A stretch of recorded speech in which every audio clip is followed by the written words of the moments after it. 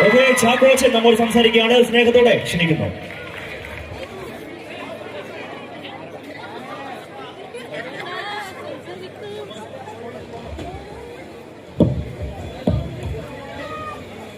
എന്തോ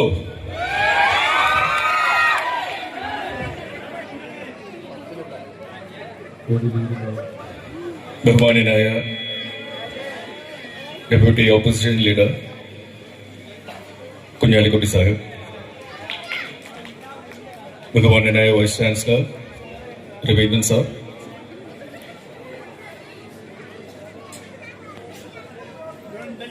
പിന്നെ അടക്കമുള്ള നമ്മുടെ university general secretary Sufiyan, chairperson Shifana, municipality chairman K Nasar, വേദിയിലിരിക്കുന്ന മറ്റു ബഹുമാന്യരെ, പ്രിയപ്പെട്ട കലാസ്നേഹികളെ,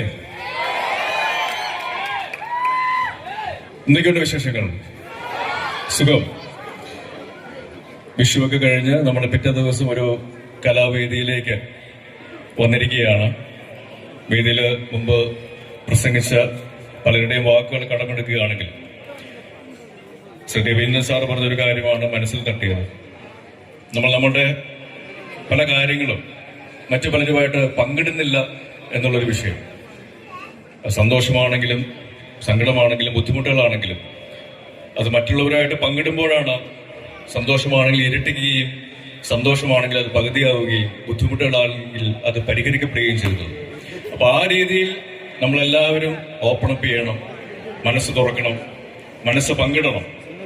അതിന് ഈ കലാവേദിയും കലാസംഗമങ്ങളും ഒരവസരമായിട്ട് നമ്മൾ കാണണം. നമ്മൾ കലാലയങ്ങൾ പഠിക്കുമ്പോൾ കല എന്നുള്ള വാക്കാണ് ഏറ്റവും ആദ്യം വരുന്നത്. കലയുടെ ആലയങ്ങളാണ്. അതേപോലെ തന്നെ കലാരൂപങ്ങളും മനുഷ്യനെ മനുഷ്യനാക്കി മാറ്റുന്നതിന് ഒരു വലിയ പ്രാധാന്യം നമ്മുടെ ജീവിതത്തിലൊക്കെ വഹിക്കുന്നുണ്ട്.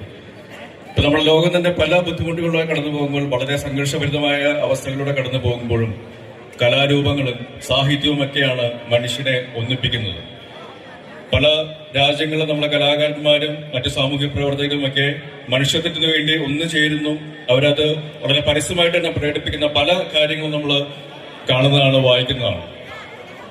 അങ്ങനെ സംഘർഷഭരിതമായ അവസരത്തിലാണ് മലയാള സിനിമ പല രാജ്യങ്ങളിലും ഏറ്റവും നല്ല രീതിയിൽ സ്വീകരിക്കപ്പെടുന്നുണ്ട് എന്നുള്ളൊരു വസ്തുത നമ്മൾ മനസ്സിലാക്കുന്നത്.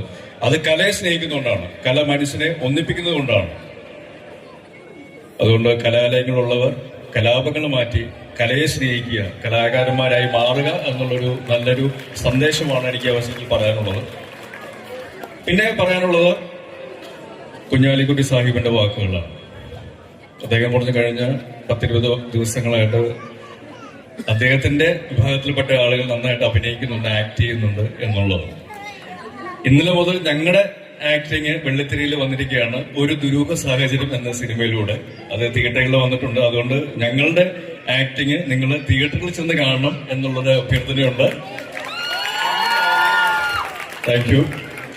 അപ്പൊ അത് ഈ പറയുന്ന പോലെ ഒരു പെർഫോമൻസ് ഓറിയന്റഡ്, പെർഫോമൻസ് ഡ്രിവൺ സിനിമയാണ്. കഴിഞ്ഞ വർഷം ഇതേ അവസരത്തിൽ ഇതുപോലൊരു സുവർണാവസരം എനിക്ക് മിസ്സായതാണ്. കാരണം ഒരു വർഷം കഴിയുന്നു എൻ്റെ ഒരു സിനിമ റിലീസായിട്ട്. കഴിഞ്ഞ വർഷം ഇതേ സമയത്താണ് ഓഫീസർ ഓൺ ഡ്യൂട്ടി എന്നുള്ള സിനിമ റിലീസായത്. ആ സമയത്ത് എനിക്ക് ഇവിടെ വരാനായിട്ട് സാധിച്ചില്ല. എന്റെ സഹപ്രവർത്തകരാണ് എനിക്ക് പകരം വന്നത്. അന്ന് എന്റെ കുടുംബം എന്റെ കൂടെ യാത്ര ചെയ്യുന്നതുകൊണ്ട് എനിക്ക് അവരുമായിട്ട് പോകേണ്ടി വന്നു. ഇന്ന് പക്ഷെ കുടുംബത്തെ പോലും മാറ്റി വെച്ചിട്ടാണ് ഞാൻ നിങ്ങളുടെ അടുത്ത് വന്നിരിക്കുന്നത്. അപ്പൊ അതുകൊണ്ട് ആ കടം വീട്ടിൽ കിട്ടി. അപ്പൊ തീർച്ചയായിട്ടും ഈ ഒരു സന്തോഷവും നിങ്ങളെ നേരിട്ട് കാണുമ്പോൾ കിട്ടുന്ന ഒരു എനർജിയും അതാണ് ഞങ്ങൾ കലാകാരന്മാരെ മുന്നോട്ട് നയിക്കുന്ന ഒരു ഊർജം. തീർച്ചയായിട്ടും നേരിട്ട് വന്ന് ലഭിക്കുക, അത് ആസ്വദിക്കുക, അനുഭവിക്കുക എന്ന് പറയുന്നത് ഒരിക്കലും ഒരു കലാകാരനും മിസ്സാക്കാൻ വേണ്ടി ആഗ്രഹിക്കുന്ന കാര്യങ്ങളല്ല. കലാലയ വേദികളിൽ ഞാൻ വളരെ വിരളമായിട്ടാണ് വന്നിട്ടുള്ളത്. കലാകാരന്മാരെ കാണുമ്പോൾ പ്രത്യേകിച്ച് എല്ലാ വിധത്തിലുള്ള കലാരൂപങ്ങളും അതിന്റെ മത്സരങ്ങൾ ഇവിടെ നടക്കുകയാണ്. മത്സരത്തിൽ വിജയിക്കുക എന്നാൽ ഉപരി അതിൽ പങ്കെടുക്കുക, ആ ഒരു സന്തോഷവും ആ ഒരു ആവേശവും പങ്കിടുക എന്നുള്ളതാണ് ഏറ്റവും വലിയ കാര്യം. ഏറ്റവും സമാധാനപരമായി ഏറ്റവും ആവേശപൂർണമായിട്ട് ഈ കലാലയങ്ങളിൽ ഈ കലാരൂപങ്ങളും കലാമത്സരങ്ങളും നടക്കട്ടെ. അത് മുന്നോട്ടുള്ള യാത്രയിൽ അല്ലെങ്കിൽ പുതുതലമുറയെ അവരെ ഉത്തരവാദിത്വ ബോധമുള്ള അല്ലെങ്കിൽ തെറ്റുകളെ ചോദ്യം ചെയ്യുന്ന പൗരത്വബോധമുള്ള പൗരന്മാരായിട്ട് വളർത്തുമായിട്ടുള്ള പേരുകളായിട്ട് മാറട്ടെ എന്ന് ഞാൻ ആത്മാർത്ഥത്തോട് ആഗ്രഹിക്കുകയാണ്, പ്രാർത്ഥിക്കുകയാണ്. ഒരിക്കൽ കൂടി 29 വർഷങ്ങളായി ഞാൻ നിങ്ങളുടെ മുന്നിൽ സിനിമയിൽ വെള്ളിത്തിരയിൽ വരുന്നു. അതിന് ഏറ്റവും ഒരു നന്ദി നേരിട്ട് അറിയിക്കാൻ വേണ്ടി ആഗ്രഹിക്കുന്നു. സുധി മുതൽ ദുരൂഹ സാഹചര്യത്തിലെ സേതു വരെ എത്തി നിൽക്കുമ്പോൾ അതൊരു നീണ്ട യാത്രയാണ്.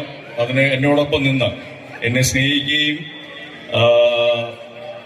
പ്രോത്സാഹിപ്പിക്കുകയും ഇടയ്ക്കിടയ്ക്ക് ശകാരിക്കുകയും ഒക്കെ ചെയ്തിട്ടുള്ള നിങ്ങളോട് എല്ലാവരോടും എന്ന് പറയുമ്പോൾ ഈ ഒരു തലമുറ എന്നല്ല, കഴിഞ്ഞ തലമുറയിലുള്ള ആൾക്കാർ ഉൾപ്പെടെ, ചിലപ്പോൾ അന്ന് കോളേജിൽ പഠിച്ച ആൾക്കാർ ഇപ്പോൾ ടീച്ചർമാരായിരിക്കാം അല്ലെങ്കിൽ സാറുമാരായിരിക്കാം, ഇവിടെ ആർക്കും ചിരിക്കുന്നുണ്ട്. അപ്പോൾ അവരോട് എല്ലാവരോടും ഒരു നന്ദി ഈ അവസരത്തിൽ അറിയിക്കുകയാണ്.